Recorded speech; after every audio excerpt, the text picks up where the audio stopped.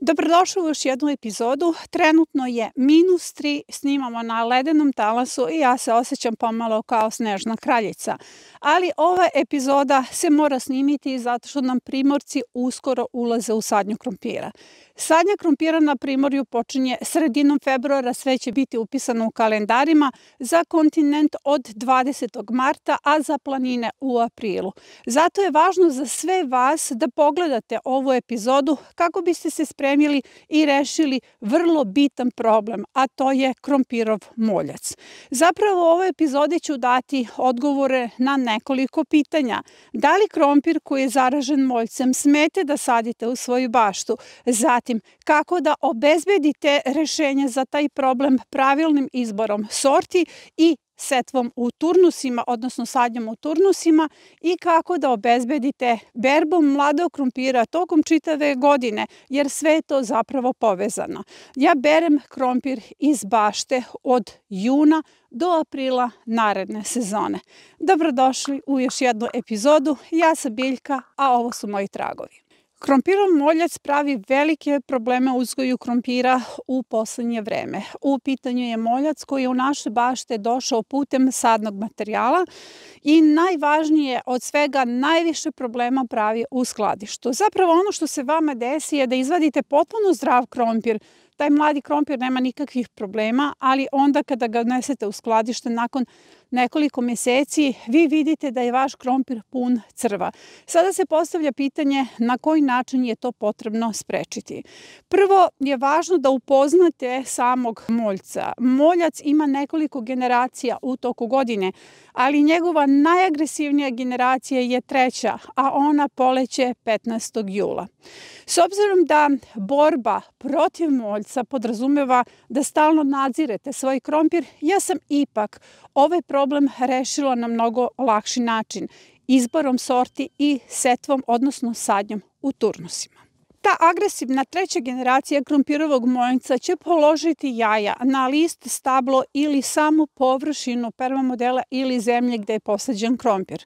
Vi nećete primetiti apsolutno nikakve promene na vašem krompiru do skladišta i tu je zapravo najveći problem. Kako sprečiti polaganje jaja? Imamo kratki video na temu kako reagovati u julu mesecu kako biste sprečili polaganje jaja upravo krompirovog moljca. Ali to je prilično složen posao. Mnogo je jednostavnije da izbegnete tu 3. generaciju, odnosno da na neki način igrate žmurke u samoj bašti, frakcionom setvom i sadnjom i na taj način prevarite, odnosno izbegnete da krompirov moljac položi jaja na vaš krompir.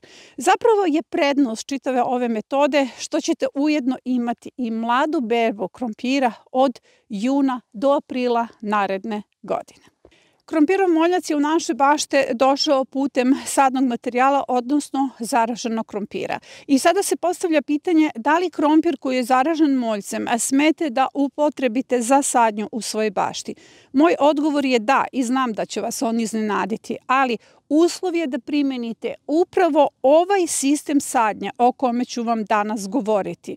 Zapravo je pomalo i tužno koliko se semenskog krompira vratilo nazad, nekim proizvođačima, zato što je bio zaražen moljcem. Budite svesni da je moljac deo vašeg ekosistema sada, on je zapravo prisutan. Vi ne možete tek tako da ga eliminišete. On će biti tu, bilo da vi iskoristite taj zaražen semenski materijal ili ne. Dakle, on je sada već sastavni deo našeg ekosistema, ali je vrlo važno da kada sadite krompir, bilo zaražen ili ne, postupate mudro. Sada je jako važno da primenite ovaj sistem sadnja o kome govorim u današnjoj epizodi i ovakav izbor sorti.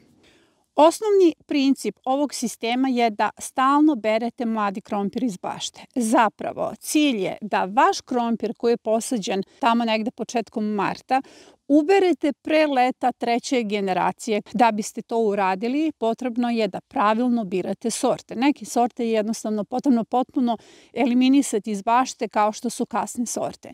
Također je cilj da stalno sadite krompir tako što izbegavate let krompirovog moljca. Zato imamo setvu u turnusima, odnosno sadnju krompira u turnusima sa pravilnim izborom sorti.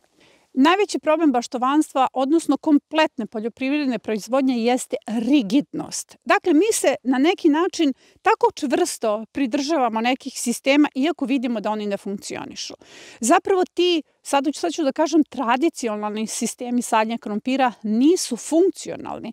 Naročito se obraćam sada velikim proizvođačima. Koliko vi morate vremena da uložite da zaštitite taj krompir. Nakon toga imate velika oštećenja. Krompir je napadnog moljcem. Na taj način je i vaša proizvodnja skupa višestruko. Prvo ulažete sredstva u zaštitu, drugo ulažete vlastito vreme koje je najskuplje u rad oko krompira. Zato je važno da izađemo iz sistema rigidnosti, jer ja se ne obraćam sada samo baštovanima, obraćam se svim proizvođačima. Mi ne možemo da izbegnemo postojanje krompirovog moljca, ali je jako važno da postupimo mudro. Zapravo, onaj klasičan način sadnje krompira u martu, gde se krompir vadi u septembru, nije funkcionalan. Klasičan način sadnje krompira u zemlji možda i mora da postoji, ali je mnogo funkcionalniji ako ga sadite na travi, uglavnom i jeftiniji, zato što na kraju, osim što dobijate krompir, dobijate i vlastiti kompost. Krompir najbolje kompostira i zemlju i travu. Ali to je sad neka sasvim druga priča. Najvažnija stvar u ovom igranju žmurki sa moljcem jeste da ga posadite na vreme u martu, ali da ga izvadite pre leta krompirovog moljca. To znači da zaista morate da poradite malo na nekakvim svojim stavovima, jer mi smo u tradiciju utrpali svašta. Ja sam to pisala u prošlom nedeljniku, pa čak i sadnju krompira. Tradicija je nešto sasvim drugo. Mi smo usput pokupili neke načine sadnje krompira koji su nam možda jednostavniji, kao što je okopavanje, zagrtanje. Ali ja vam kao prijatelj savjetujem da razmislite malo o nekim promenama. Sada kada sam vam dala odgovor na pitanje da li zaraženi krompir smete da sadite, daću vam i odgovor da, ali na sledeći način. Prvo, ja sadim krompir isključivo na travi ili u permamodelima. To mi omogućava kontinuiranu sadnju i kontinuiranu berbu krompira.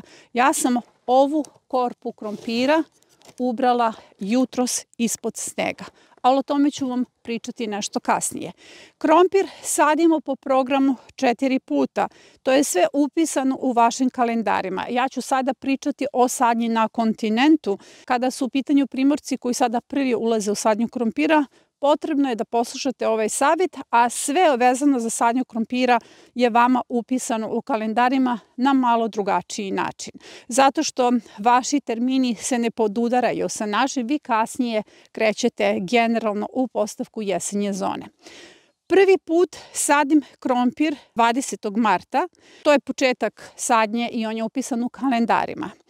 Tada taj krompir koji posadim 20. marta vadim već u julu mesecu. I šta vam to govori? To znači da moram pravilno da biram sorte, ali o izboru sorti ću pričati nešto kasnije.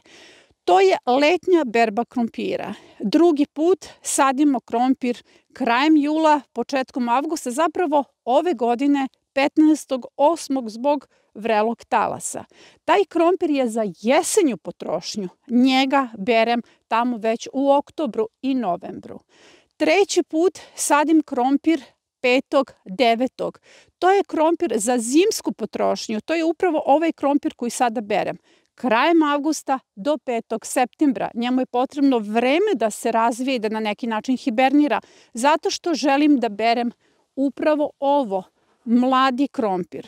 Četvrti put sadimo krompir od 25. oktobra do 10. novembra. Pogledajte vaše kalendare. To je krompir za berbu u junu. I na taj način ja sam izbegla krompirov moljac, jer on ne može da zakači moj krompir u bašti, a pritom obezbedila kontinuiranu berbu mladog krompira.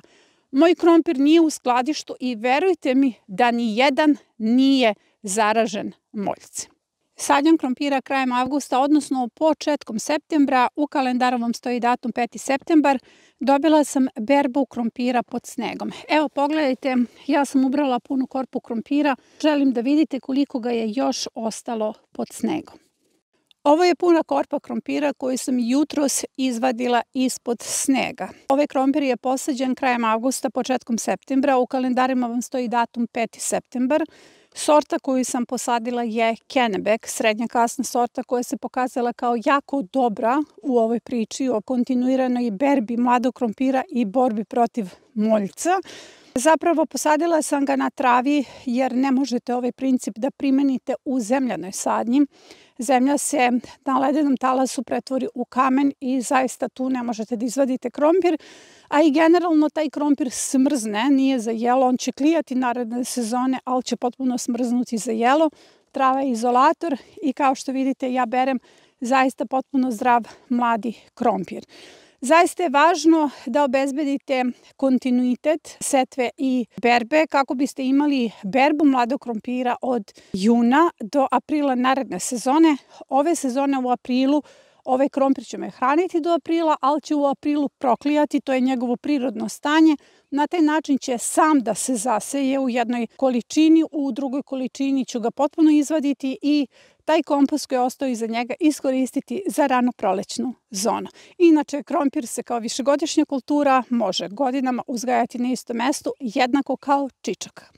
Ono što je sledeće važno, na što je potrebno da obratite pažnju, jeste izbor sorti. Izbor sorti je zapravo ključan za ovu metodu, jer ovde ne možete upotrebiti sorte koje su kasne. Recimo, za ovaj sistem Desire nije prihvatljiva sorta. Desire je kasna sorta koju inače u bašti zakači mnogo problema, kao što je recimo plamenjača, pa onda evo i krompirov moljac i zlatica koje je urniše. Zašto? Zato što je to kasna sorta koja kasnije dospeva za berbu i zapravo joj mnogo više treba vremena da razvije svoje plodove. Zato sam većinu problema u bašti, naročito krompirov moljac, izbegla pravilnim izborom sorti. Zapravo ja biram isključivo rane sorte. Sorte koje će za 70 do 90 dana najviše dospeti za berbu. Imate dobar izbor i crvenih i belih sorti. Tako da je moj izbor recimo za bele, odnosno žute sorte, Carrera i Mona Lisa. To su vam sorte koje su rane, dospevaju za nekih 70 dana za berbu i zapravo one potpuno izbegnu moljca. Zato je i važna frakciona sadnja, a ne da odjednom posadite krompir za čitavu godinu, već ga sadite kontinuirano. Od tih crvenih sorti Dragačevka i Bela Roza, to su vam odlične sorte. Taj je takođe rane sorte koje brže dospevaju za berbu. Naravno, ja sadim i svoje sorte. Ja o tome ne mogu da govorim jer moje sorte, to su stare sorte koje ja svake godine umnožavam i one se upravo samo rasejavaju u bašti. Ja mogu samo da vam navodim imena onih sorti koje možete lako da kupite jer to je moja odgovornost kao edukatora na velikoj platformi. Edukativna platforma Trag biljke povezuje 20 zemalja, 3 kontinenta i na platformi je 1245 baštovana, 245 je na individualnom radu. Dakle, to je velika odgovornost. Zato vam i navodim imena sorti. Postoji još jedna sorta koja je mene oduševila u ovom principu, u pitanju je Kennebec. Kennebec je sorta koju možete zaista vrlo lako da nabavite i u vrtnim centrima. U pitanju je srednje kasna sorta, ali ja bih rekla da je mnogo ranija od Agrije koja je kasna i od Desire sorte koja je kasna. Zapravo po meni je Kennebec nekako svrstana u kategoriju ranih sorti. Ako izaberete rane sorte i primenite ovaj sistem o kome sam ja sada govorila, možete upotrebiti i zaražen krompir koji kupujete i svi vi koji prodajete taj krompir možete ga na taj način upotrebiti i ovo je epizoda koja je korisna i vama. S druge strane možete obezbediti nešto što je mnogo važnije, kontinuiranu berbu mladog krompira tokom cele godine. Sve ove informacije su inače nastale upornim istraživanjem problema sa moljicom u mojoj bašti i onda kada sam rešila svoj problem, ja sam odlučila da rešim i problem ostalih baštovana, jer baštovani stalno prijavljuju upravo ovaj veliki problem sa moljicom. Sve ovo što ste čuli u ovoj epizodi biće i napisano u Nedeljniku 15, pa vas ovom prilikom podsjećam da se prijavite za naš nedeljnik. Nedeljnik je potpuno besplatan i dolazi na vašu email adresu ponedeljkom negde oko 10 časova. Sada je kraj epizode, prilično smo smrzli, -3 u kontinuitetu. Ja ću ići da pripremim za sve nas ovaj obrok, odnosno danas jedemo pečeni krompir i skuvat ćemo čaj da se malo ugrejemo, a vas pozdravljam do naredne epizode.